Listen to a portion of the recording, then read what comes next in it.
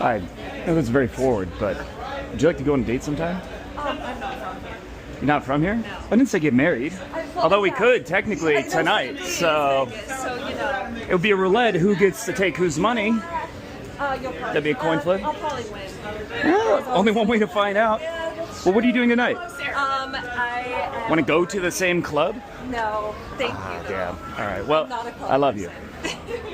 Most of the time, that's what rejection looks like. That clip where the girl is nice, she's friendly, but she just doesn't agree to make plans with you, right? That's it. Or she says, "Oh, I'm sorry, but I have a boyfriend," or something like that.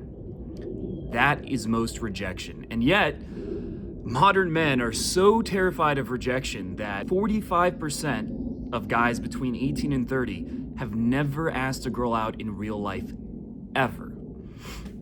And that's crazy because most of the time that's all it is. Right now, my opening line with this girl, by the way, was not the best opening line. I was doing it for a video, but I'm asking her out right away. She says an answer that kind of makes it seem like she might be Christian, conservative, "Oh, well, I'm only here for vacation." Well, obviously that's, doesn't necessarily matter if you're just gonna hook up or whatever. Then I just, talk with her a little bit. Don't take it seriously. Don't get reactive. This is the big mistake guys make when it comes to rejection is they get like, "Oh no, it's not going well, so now I need to double down and try really hard to make her like me," now that she said she had a boyfriend. That's kind of the opposite of what you want to do. You just want to act like nothing really happened. It's not a big deal. Keep the conversation going without getting needy or pushy or anything like that. And then I asked again, and she doesn't really give me any leeway. So when she says, "Oh, I can't," or whatever she said, she doesn't like give an alternative or say it in a way where she's like hesitant and hoping that maybe we can do something else. And so that's why I take it after 2 times, I take it as, okay, she's not interested. There's always a chance that maybe, 5% chance that if I kept persisting, I could have got her number, Instagram, and maybe got plans with her.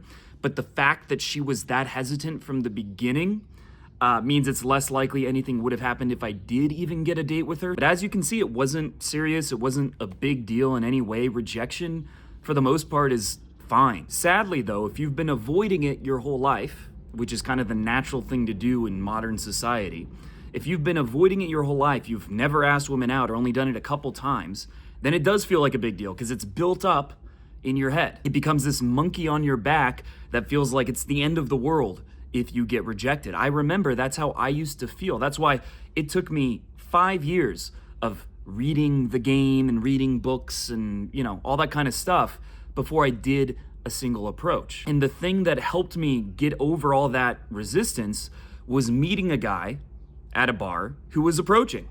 And just seeing him do it, seeing it wasn't a big deal, being around that, he pushed me to approach, and I didn't want to seem like a bitch in front of him, so I just went for it.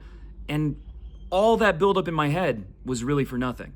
And it was something that prevented me from getting results in a major area of my life for years, but it was all an illusion.